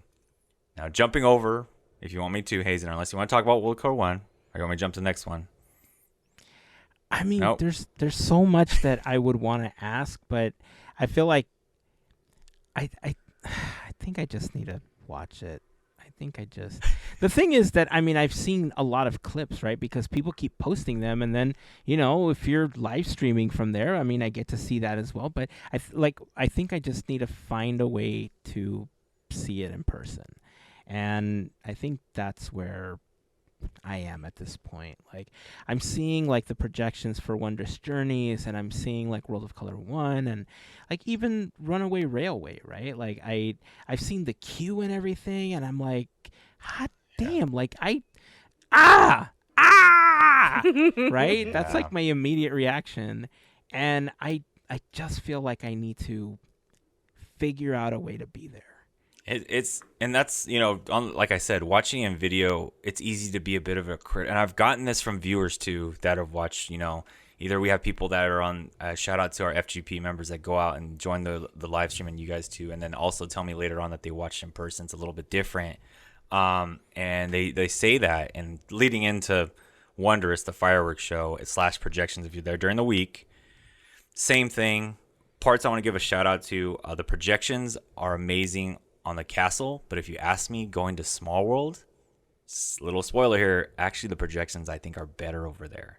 Nice. They're really good, and there's the scape of it. It's a lot more in scale than what you get in the castle, and depending on where you're at, everybody wants a castle shot, right?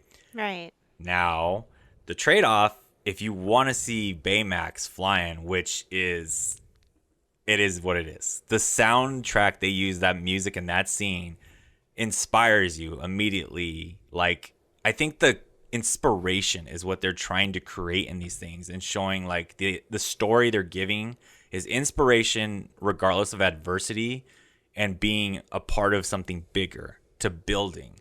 And it's really that show builds. And I think with other people, like, once again, you get Moana and that's a good shout out. That my favorite part. And then Big Hero 6, like I just mentioned. And also you get some of Encanto in there. And Atlantis? Dude, do not sleep on Atlantis. I can't.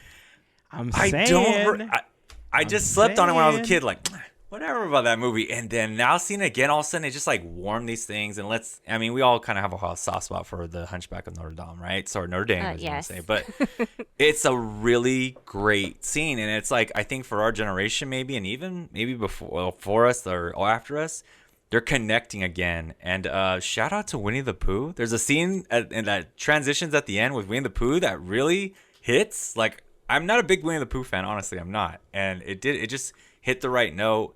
And like I've mentioned before, I heard the testing. Now it makes a lot more sense, and the finale is very good. And I'm going to say it, Andrew. Is it good as the 50 Years of Wonder? No. Are they being seen with the 50th anniversary? Remember, dream comes true. The best dreams come show true. that has ever existed. The best show ever. I know, maybe I'm sentimental on that. It's not. But this show is no second slouch. No way. This goes up probably very close to my second, and that's between that and the Pixar one they had before, or I think it was called Pixar Friends. The Disney fireworks show Forever, they had. I believe? Pixar Forever. No, That's, I think, Pixar Forever. Pixar Wait. Forever. The Those two are like Pixar- cool. from Forever. Pixar Fest. Because that Together one I Forever. remember made me cry. There you 'cause go. of Together waltz. Forever. Together Forever is what it was called. Oh, there we go. I See, know we're all because I wrong. posted a video on the YouTube channel for it. Yeah, that's right. Yeah. Together Forever and this, it's like a tie for me in second behind that, and that's just because Okay. 50 years. Yeah, the Remember Dreams Come True. But dude, the projections are awesome from the castle, and like I said, if you want to see them at Small World, great shot. And the fireworks, they did a good job. This one, I would say it's up there, so it's worth trying to get a fireworks shot. And then, last but not least, Mickey and Minnie's Runaway Railway. I really underestimated this ride going in. Now, side note, I tried to stream it twice. Very bad internet over there. That building is humongous. Let's just start off with that. So, my last stream that I did this weekend, actually, if you guys want to try to see a video of mine, that was the best one ever I got. It was on February 18th. So, if you want to check it out, that's like the beginning of my video in the first 30 minutes. It's the best I ever got it. But after that, it's always been really bad. It's just a really big building, which leads into this, what Hazen said. Going through just the part, I've went through both sides, the lightning lane entrance and the virtual queue. Virtual queue side is better because you get to see a lot more detail in the queue. Even though you had to get in on that one, it's worth it. It's really nice. And that's the one, thankfully, I caught on my live stream from this last Saturday. So if you want to check it out, really cool detail in there. And then after that, you just, the pre-show, there's a scene you see with Mickey and Minnie there. And they're doing like, you're starting off in the L Cartoon Theater, right? The Cartoon Theater. Capitoon. That's it. Thanks, Andrew. You got it. And it transitions so awesome with this scene. I cannot explain how good they make you feel like, oh, you're in the cartoon, you're in the movie. And then you go inside to the queue area where you're getting before the ride to get on the Runaway Railway. And once Goofy opens up and that scene starts and you see the perspective of Mickey and Minnie driving by you on this Runaway Railway with Goofy and it splits, boom. It's just everything in scale and in projection and animatronic feels like it's synchrony. And then you forget you're on a trackless ride vehicle. So all of a sudden, I told people it's like a balance between, this is going to sound crazy, Luigi's Rockland Roasters and Rise. It's the balance between those two, what you feel like on that ride. Sometimes you're like Rise, you're like, whoa, there's a good jerk. Or there's like the swish, real quick transition. Does that on Mickey and Minnie's Runaway Railway. And the ending of the ride, I mean, it's just so sweet. It's just a Mickey sweet moment. Honestly, Mickey, Minnie, and it slowly transitions you out. You know how sometimes when a ride ends, like, for example, pirate boats pile up at the end of Pirates of the Caribbean, you're like, well, I guess I'm stuck here looking at the map.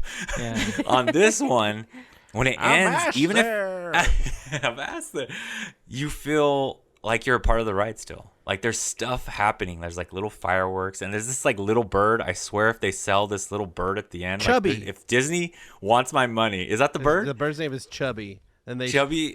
If they sell him at Walt Disney World, so they should sell want him. Chubby at Bring him here. Disneyland. I want Chubby so bad. It's Yosoi Bird's cousin. Yeah, seriously. Yosoi Bird. I'm That should be so his in. full name, Yosoi Bird. Yosoi Bird's cousin. Yosoi Bird Chubby.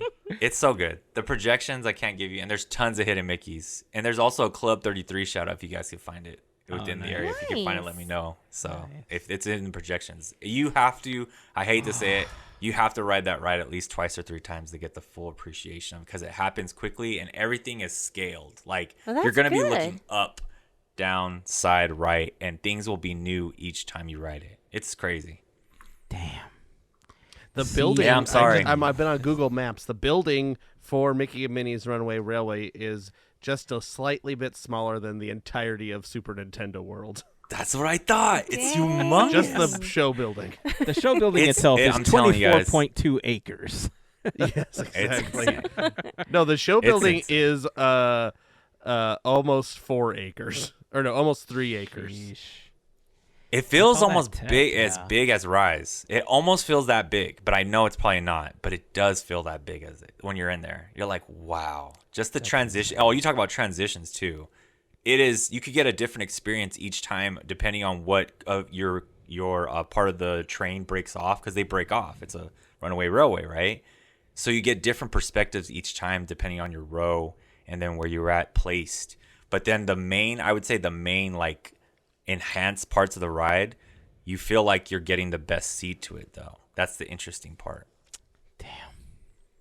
That's I'm awesome. sorry, guys. Making me want to I'm ride sorry. it even more. Alright. Hey, at least the lightning lane wasn't doing so well. I hate to say they didn't do so well, so it was going down to $15 at some point, which, you know, if you were trying to get in and out real quick, but then you're going to miss out on some of the cooler things in the queue. Like I said, if you get the virtual queue, you get through a longer experience in the queue area. Well, looks like I got to figure something out at this point to go ride this attraction.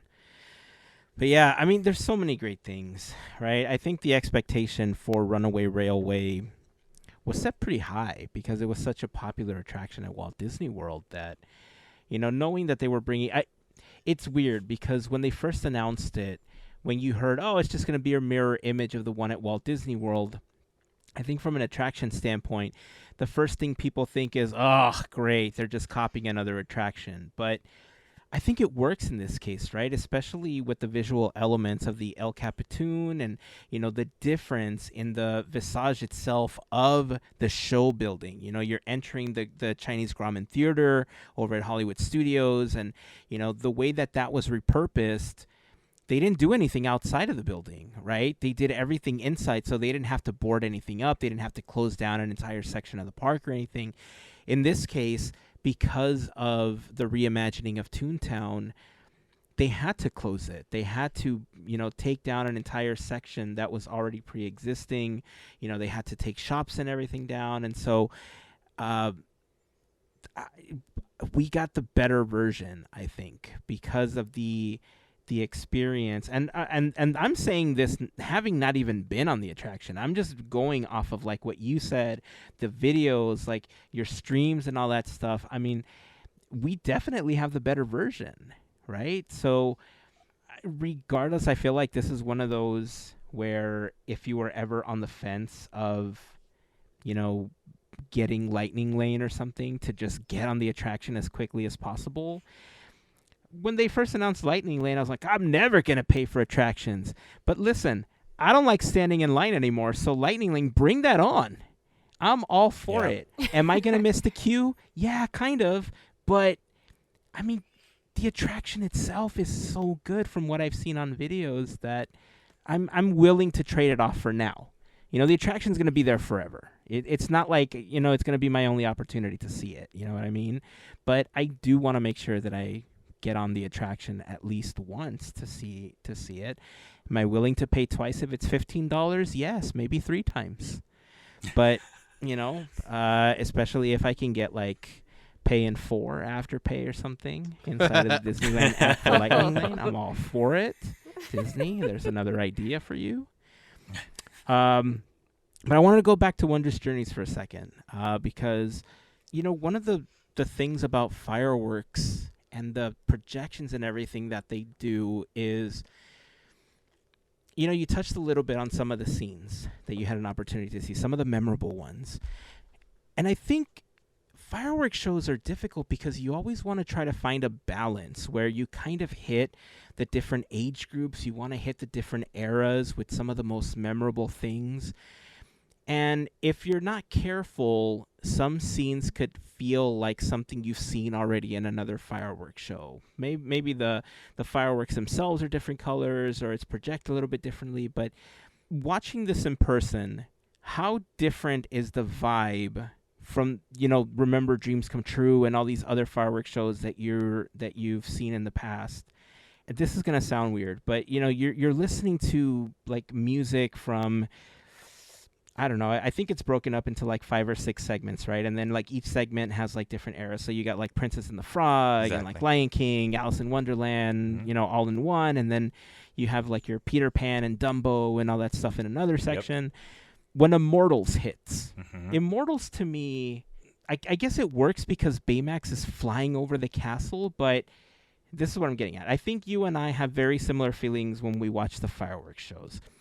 How did it feel watching and hearing Immortals for the first time, which has been used in a Disney film, but it's not a Disney song, right? It's like the first time that we've heard a non-Disney song as part of the fireworks shows, like, what is the overall feeling knowing that all of a sudden we've broken out of the Disney universe while being inside of it because it was used as part of the soundtrack, if that makes any sense to you? Right. And it's funny you bring that up because the first time I watched it on the live, we're doing a live stream for the channel, Goofy Guys Adventures, I was at the castle, and I had to give a shout out to Rebecca for always holding down these spots. I was right near the Walt statue area, the partner statue. And it's funny, side note, sorry to do this, but on the side, the shot I caught for a lot of times, the Merryweather fairy that comes out looked like it was in Walt's hand, not by That's cool. on purpose. It was weird in the shots. I gotta look up which one it was, but the viewers pointed out for me, like, it looked like the fairy was in his hand. It was trippy. But anyway, because he's like, are you talking about the blue fairy which flies? Yeah. The blue fairy blue for fairy. Pinocchio.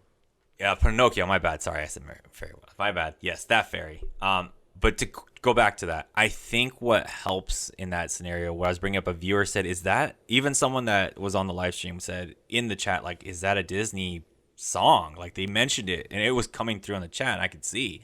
And I was like, they caught it, and I definitely caught it. But for me, it was weird. I caught it as when I saw it on the screen, I looked back, and I was watching, and I was like, I was so caught up in the scene before that they build to get to that part. And to see it used in this fireworks show, how do I say this? It didn't break away from what the story they're trying to tell on this fireworks. So like when I talked about the Together Forever one from Pixar, they're telling a story, right? And that's what you kind of want to get in it. And so for me, it didn't bother me, but I could tell other viewers that are like, and even either Disney fans, whoever, they could see that this is a breakaway from what you would usually get out of a fireworks show. If you're going to compare it to, Remember Dreams Come True, that's where you get that breakaway of, like, you're not maybe getting the full, like, cohesiveness of a Disney telling fireworks show. But I think for this, what they were trying to accomplish, I think it was done well to try it, to at least give it an attempt to get away from not always having to stick to this same maybe formula of how they've been doing in the past. Like, it has to stay this way, right? Let's try to make Baymax this climax thing from really cutting out of what Baymax stands for and what he is in that movie. And how did they do that? I mean, there's not that many songs you could use that are that inspirational, and I just thought this was their best shot at it. And for me, it's the part before that, the part that builds to get to that scene. I think that really makes it feel good. I think that's why I don't want to say I'm confused about it, right? Because I knew it was going to be a part of it. Like, I knew going into it, I was excited that they were going to use Immortals. But, when you've seen other fireworks shows, as they transition between scenes, they're using music from the individual films. You got your Pirates, your Haunted Mansions, whatever, right? Right. And this one, it's strange because, one, I haven't seen the show. This is one that I've been holding off on to watch live at some point, but I do know how it was structured, right? I do know a lot about how they structured it and some of the tech behind it and stuff.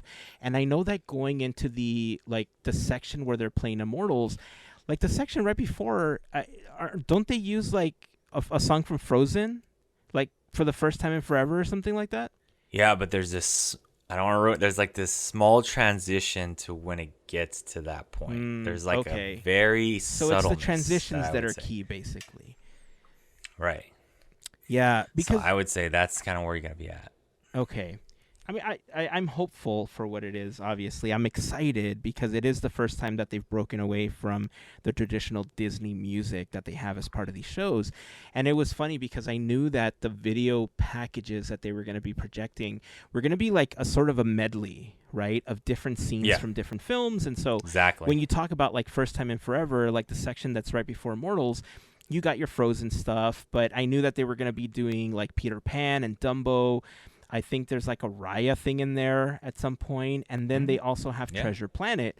And so then they go into Immortals, and then Immortals has I'm trying to decipher in my head whether or not they used Immortals not as a way of showing like some of the best fighting scenes, because for me it would have been like Big Hero 6 and Mulan and Raya and like all these like movies that have like these like fight scenes and stuff like that are really exciting like scenes to go along with it. But instead you got like Beauty and the Beast and Pocahontas and The Lion King as part of the Immortals section. And so now I'm thinking about it. Is it because these films are immortalized in the Disney pantheon of films? Is that why they were set in the Immortals section? Like I'm trying to like rationalize like why it ended up in that, like why some of those ended up in that section, right? So it doesn't take away from how excited I am, you know, but it's just it's one of the things that's been confusing me, which I'm sure isn't going to get any better once I watch it. But and that's what I'm saying. You have to watch them, and I think that's really what it is, and that's always what Disney crack kind of is. I think I hate to say it, but until you watch it, and if you guys couldn't tell, if I had to pick out of the two, World of Color 1 is probably my go-to if I had to. I like parts of each one. Let me put that out there. But World of Color 1, like I just told you, the scene with Walt at the end, really, that's the one. And obviously to your left, you know, on your left, with Rogers there, that's gonna get me for sure. You're making me want to go like right now. I just want to buy out the park. Can I buy out the park the same way we're gonna buy out a movie theater? Can we get? Well, totally. we can. I got $10. Can you guys check the couches? Let's get an Let's do it. Check the couches. See how much Nintendo change for you guys building have. out. Yeah. Let's. Start That's buying right. Built out lottery that tickets. system. Right? Nintendo true. needs to give us an advance, a part of the contract, That's true. with the They shipping do. and handling. That's true. All right. Well, there you go. I think we have it set. We'll just rent out the park, and we'll just have the park to ourselves. And obviously A la- invite the FGP members. A la Kardashian style. Yeah. Well, of course, all the FGP members are going to be there. And the squad. Come on, Andrew. Podketeers. Squad-keteers. Let's go. Yeah. I got a couple Disney gift cards for Christmas. Maybe some of those will help. Ooh. Nailed it. We got Okay. it. We got it. Shipping away. Okay. Shipping away. Well, you know, all the ideas that we've given Disney over the years, if they don't want to give us a pass, they can close down the park for us one day, right? Yeah, it's only one day. It's only, we Half don't a even want the day, whole day. even. You know what? We don't even want the whole day. Why don't you close down the park for like an after dark event sort of situation, after right? dark event. So we can like do it. we'll just do from like 7 p.m. to midnight for Podketeers and the FGP Squad. And then we'll call it even, Disney. Like, you don't have to pay us for any of the awesome ideas that we've given you throughout the years, and or any future ideas that we will provide for you as part of the podcast. How about that? That sounds fair, right? Oh, I agree. yeah. Oh, yeah. Absolutely. All right. Well, I think it's time to begin to wrap up this episode with a little more Disney history and another segment with great moments with Mr. Andrew. All right, folks. Great moments. This one's a great one. 1937. As we all know, Snow White and the Seven Dwarfs was released in 1937. But it's pretty amazing how quick it came together in that year. You know, it's been developing and story and everything been working. But January was when the first cells were sent to ink and paint. And in March, the first cells were sent to the camera department, but camera work didn't even begin until September of that year. And the final animation does not get finished until November, and the last cells are photographed December 1st. So this is all 1937. Snow White is basically completely colored and photographed 1937. December 1st, film's done. Premiere December 21st. So 20 days from the last photographed cell to the premiere. And the world's first color animated film, Snow White and the Seven Dwarfs, premieres at the Carthay Circle Theater on December 21st, 1937. Now, Snow White wasn't the only thing going on at the company in 1937. Walt starts planning a Mickey cartoon based on the music of The Sorcerer's Apprentice. He purchases the rights to the music and the story. He also meets Leopold Stokowski, who offers to conduct the Sorcerer's Apprentice music for free. He also suggests to Walt that maybe he make a full-length animated concert film, but Walt did not like that idea at the time. There will be more on that later. They also begin working on many other animated features, some that get made eventually and some that don't. Work begins on Pinocchio and Bambi this year, but also canceled films, one based on Chanticleer and one on Roman de Renard. It's, I believe it was a Greek poems or something like that. I didn't write it down. But, they're always working on stuff. Some happen, some don't. Other notable Disney films released this year, we have the first Donald Duck standalone cartoon that is titled Donald Duck. The other ones that had Donald Duck by himself were still Mickey Mouse cartoons. So this first Donald Duck cartoon was called Modern Inventions. Also, The Old Mill, which is the first use of the multiplane camera for them. And a side note, the multiplane camera cost $70,000 to build at the time, and it was 14 feet tall. So, nice big fun thing there. Go see that at the Walt Disney Family Museum if you get a chance. They have a multiplane camera there. It's fantastic. And also, The Lonesome Ghosts was released in 1937. The Oscar that year for short subject cartoon goes to the Disney short The Country Cousin. So that's 1937. Lots of hustle and bustle, but we got Snow White premieres. But 1938 brings more. People associate 37 with Snow White because it's the premiere, but the public didn't get to see it till 1938.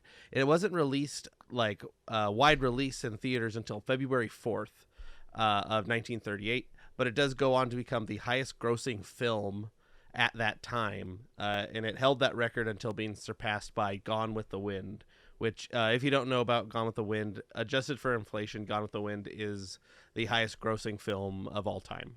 Very popular at the time. Other than that, the company is hard at work on both Pinocchio and what is called at the time the concert film, which would go on to become Fantasia. The Oscars that year go to The Old Mill for short subject cartoon, and Disney also gets an award for the design and application of the multiplane camera.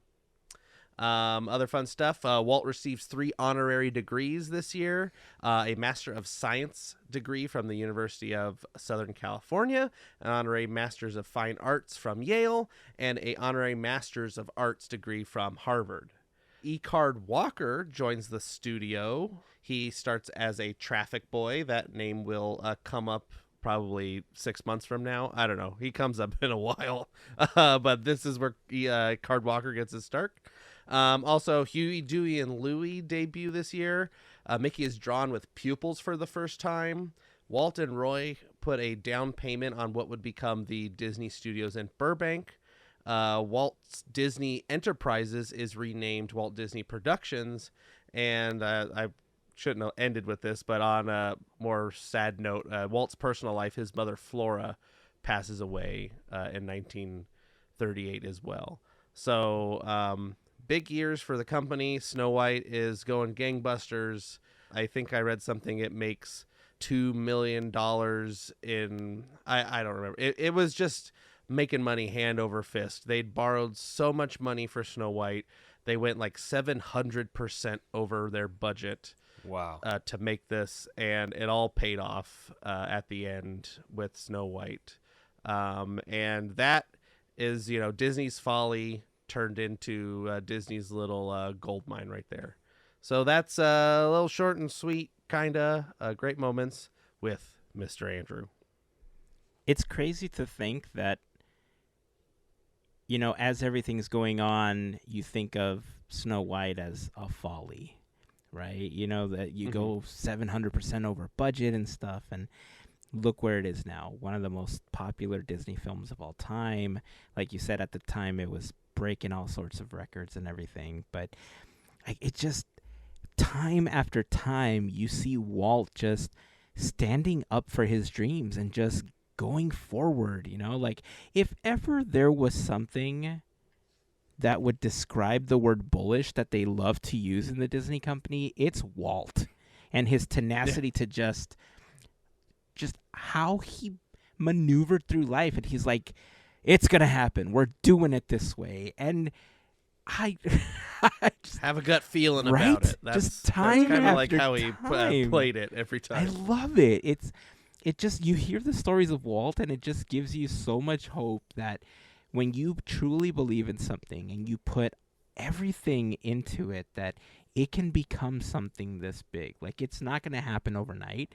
Obviously, he had some things that failed in the past, and he's had hardships and stuff, but you know, you get to Snow White, you push through it, and look, it was the beginning of this empire in animated feature films.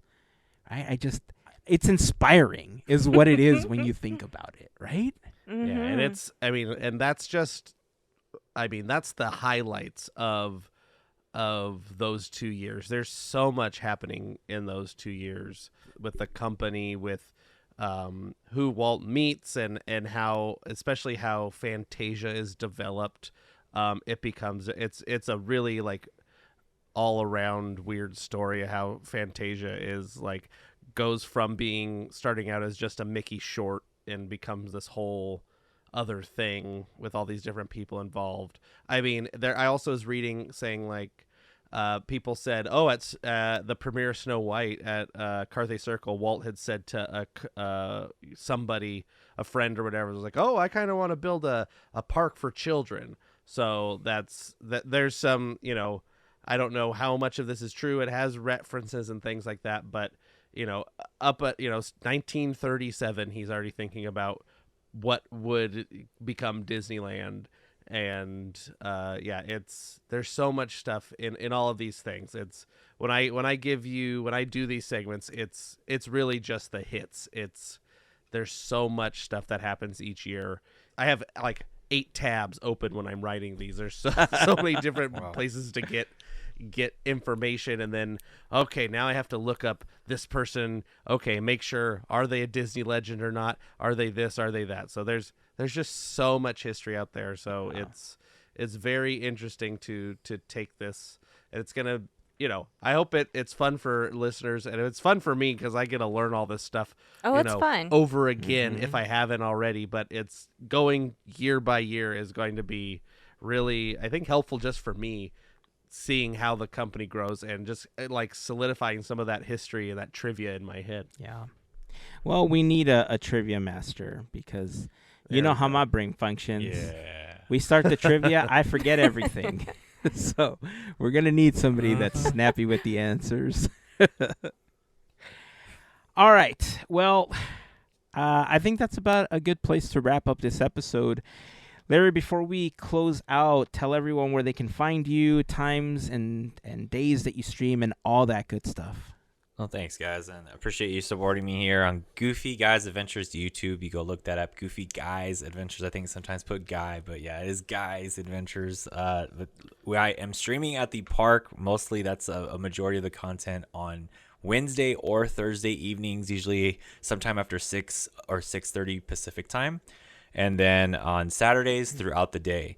Every once in a while, I will surprise you. You can follow me at Goofy Guys Adventures on Instagram, and then get some more information. Also, check out at Podketeers on Instagram. They're always very kind to each one of the Podketeers, including me, right? Reposting each other's stories or reels. So that's where you could get some info when we go live. So I encourage you guys to come and join the goofballs, as we call ourselves on Goofy Guys Adventures, the subscribers. Yeah. If you want an easy way to remember where you can find our links and links to Larry's YouTube channel, head over to podketeers.com/links. There you'll find our latest episode, a Quizneyland playlist, a link to our Discord, and of course, links to our YouTube channels, including Larry's. So that is the easiest place to find all of that information in one spot. And of course, we'd love to hear your thoughts on anything that we talked about in this episode or anything that you saw Larry stream. Join us on Discord. You could join the Goofy Guys Adventures Discord as well. There's a place for you to talk about some of the streams. And we'd love to have you as part of the communities. And anything else before we wrap up for today? Oh, there's new Quizneyland this week. I'll just real quick. Yeah, new Quizneyland this week. So look out for that in your feeds too. Nice. That's it. That's going to wrap it up. Until next time, keep dreaming, keep moving forward, And always remember to pass on the magic. Have a fantastic week, everyone. Bye. See ya. Adios.